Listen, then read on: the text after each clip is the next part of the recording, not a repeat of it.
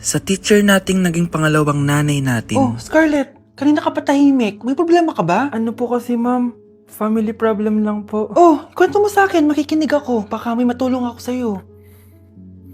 Nak, ang bababa ng mga scores mo sa akin. Nangangalib kang bumagsak. Ma'am, sorry po. Dami ko po kasing inisip na itong mga nakarang araw eh. Sige, pagbibigyan kita ngayon ha. Pero promise mo sa akin na babawi ka next quarter. Talaga, ma'am? Thank you, ma'am. Babawi ako, promise. Sa teacher nating hindi madamot sa grades. Okay, class. Pwede na kayo mag-lunch. Oh, hindi ka kakain?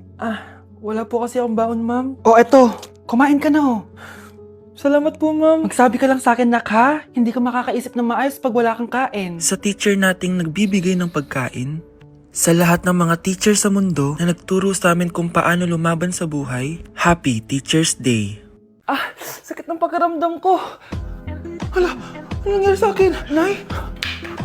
Anak, tulungan mo ako. Ano nangyayari sa'yo, Nay? Pati ulo ko. Nay, ito na yung gamot mo. Tama na.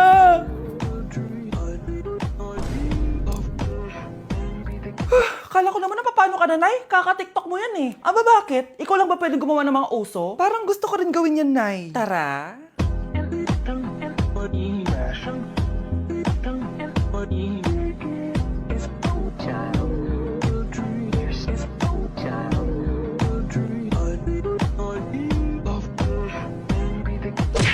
Ma'am, pwede pa po ba ako mag-take ng quiz? Sorry po kung absent ako kahapon. Nilagnat po kasi ako eh. Ay, hindi na pwede. Di ba sabi ko, pag absent na, bawal na mag-quiz. Ano yan, one day lagnat? Tigilan mo ako. Ang sabihin mo, tinatamad ka mag-aral. Ma'am, please, sige na. Humahabol po kasi ako na with honors eh. Oh, okay ko. Kung gusto mo mag with honors, hindi ka dapat nagkakasakit. Hello ma'am. Good afternoon po. Yes po ma'am. Kayo po yung nanay ni Scarlett, di ba? Ay, opo ma'am. Yung anak ko kasi nilagnat. Kawawa naman. Pwede pa po ba siya mag-take ng quiz? Humahabol kasi siya ng with honors eh. Sayang naman. Ay, ganun po ba ma'am? Kawawa naman po pala si Scarlett. Di bale ma'am, bibigyan ko na lang po siya ng quiz. Nak, sa susunod kasi magsabi ka sa akin ha. Hindi po kasi siya nagsasabi sa akin eh. Nagka-amnesia siguro to. Naku, salamat sa konsiderasyon ma'am ha. Sobrang bait niyo po. Ay, opo ma'am. Mabait po talaga ako. Di ba nak? Opo nay. Mabait po siya.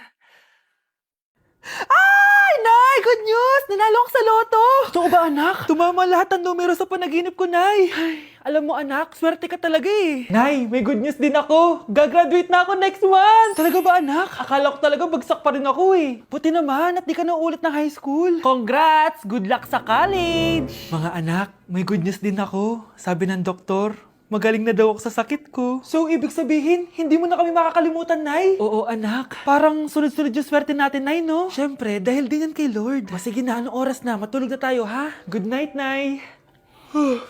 Grabe, ang kalat naman. Oo, anak. Ba't kising ka pa? Nay, sobrang kalat kasi dito sa bahay. Naglinis lang ako. Anak, tigil mo yan! Masama yan! Ha? Bakit? Masama na ba maglinis, Nay? Hindi mo ba alam yung pamahiin na bawal magwalis sa gabi? Kasi pag nagwalis ka, parang tinataboy mo daw yung swerte palabas ng bahay. Ako, Nay, 2025 na. Naniniwala ka pa rin sa pamahiin? Tumatanda ka na talaga. Ay, di ko alam, anak. Takot lang ako na malasin ulit tayo. Sige na, Nay. Itulog mo na yan. Malapit na ako matapos dito. Matulog ka na rin, ha? Nasaan na yun? Hindi pwede mawala yun! Anak, ano nangyayari? Umagang-umaga sumisigaw ka. Nay, nawawala yung lotto ticket natin. Hindi natin makiklaim yung pera. Ha? Sige anak, tutulungan kita maghanap ha?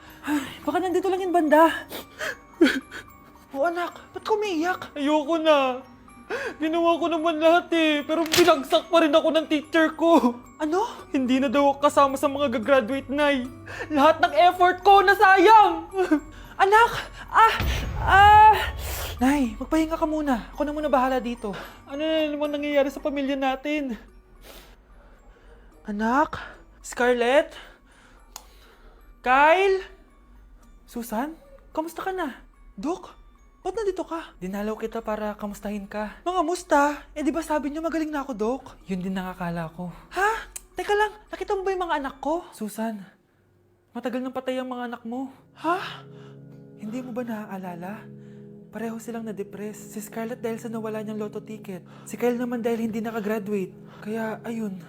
Kailangan mo ulit maggamot, Susan. Dahil lumalala na naman ang demensya mo. Update sa nawala kong passport. 9 o'clock na ng umaga at literal na wala akong tulog sa kaka-overthink ko. So pupuntahan ko na yung store kung saan ko naiwan yung passport ko. Lord, sana nandun pa. Nag-search ako tapos 10 a.m. daw sila nagbubukas. So pupunta na tayo doon bago sila magbukas. So naglalakad lang ako papunta sa subway. Nandito na ako sa subway guys and kinakabahan na ako. Hindi ko talaga alam gagawin ko pag wala talaga dun. No, hindi pwede. Makakapag-Japan kami. Kasi sayang yung mga binayad ko, be. Guys, nakasakay na ako. Guys, nandito na tayo. Kinakabahan ako. Tapos naiihi pa ako. Guys, wish me luck, Lord. Please, sana nandun. Nandito na tayo sa Myeongdong, guys. Tapos dun yung papunta dun sa store. Ako lang pala mag-isa ngayon, guys. Hindi ko kasama si Honey Bunch. Solo traveler. Pinapaayos ko kasi siya ng mga gamit. Pag uwi ko dun sa hotel, diretso na kami airport. Ganun. Grabe sa isang katangahan. Sobrang mahal. Mahal maging tanga dito, guys. Wait lang, may napapansin ako. Parang ang fresh ko dito sa Korea. Yun yung glass skin, no? Ito yung store, yung tier. Diyan ko nawala yung passport ko. Lo, tinitignan ako na ito, oh. Guys, may mga staff na. Try ko magtanong if may nakita silang passport. Sana pansinin ako. Hello? Deadma challenge sila, guys. I left my passport yesterday here. Yes. Can you please check? Guys, sana nandito. Tinakabahan na ako. Lord, please. Magkakabait na ako, please. Hala, guys. Hala, ano tong hawak ko? Passport ko yata to. Yes, makakapag-Japan tayo, guys. Over naman, no? Hindi na siya nag-overthink. Iniisip ko ngayon, pupunta tayo ng Japan. Guys, nasa airport na kami. Tuloy na kami sa Japan. Bye, Korea. Ano masasabi mo? Alas na tayo ng Korea. Babalik pa ba tayo dito? Yes, at sana next time hindi mo na makakalimutan yung passport. I miss you? Sino yan, ha? May boyfriend ka na, no? Naku, sinasabi ko sa'yo babae kapag nabuntis ka. Kala mo mura ang gatas at diaper? Oh, gutom ka na? Maarte ka kasi. May pagkain naman kasi kanina, di ka pa kumain. Gusto mo, may magdala pa para sa'yo. Ano ka, prinsesa? Maganda ka? Oh, masama pakiramdam mo. Ganyan talaga kapag tamad kumilos sa bahay, ha? Wala ka nang ginawa kundi humilata ng humilata. Tayo mo kaya linisin tong mga to. Hoy, babae ka. Ano, gagala ka na naman? Feeling mo siguro na yung pabibi ka, no? Ha? Magtigil kang babae ka, ha? Dami ko na nagagastos sa'yo.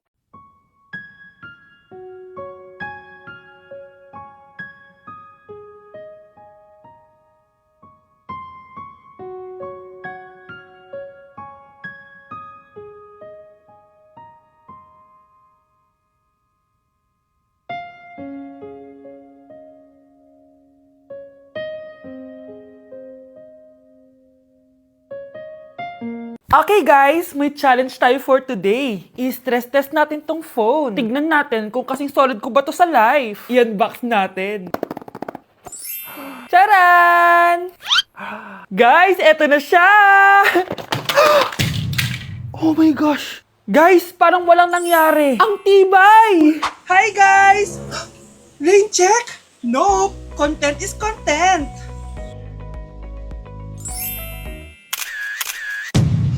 Ay! Naku, wait lang! Buhay pa ba to?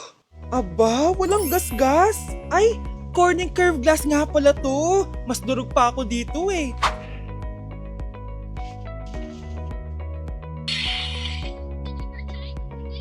Legit! Kahit sabay-sabay, smooth pa rin. Sana all multitasker.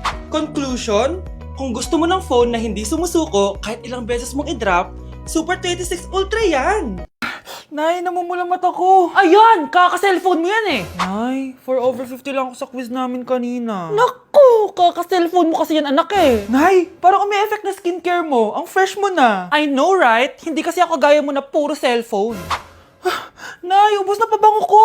Oh, puro ka kasi cellphone! Nay, ninakawan daw yung kapitbahay natin. Grabe nakakatakot. Oh, ayan! Cellphone pa more! Nay, sobrang sakit ng ulo ko. Tapos, inuubo pa ako. Ayan! Oh, alam ko na sasabihin mo. Oo na, kaka-cellphone ko na to. Ay hindi, iba na yan. Kapag may 2 symptoms ka, gaya ng headache at ubo, pwedeng flu na to. Oh, eto anak, uminom ka nitong BioFlu. Ay wow, hindi sinisi ang cellphone na. 15 minutes later. Nay, bumubuti na pakiramdam ko. O, diba? Mom knows best talaga. Nay, nawawala yung pera ko sa bulsa. Nakita mo ba? Hindi mo kasi iniingatan yung 500 pesos mo eh. At higit sa lahat, kaka-cellphone mo yan. Ha? Wait, paano niya nalaman na 500 yung nawawalang pera?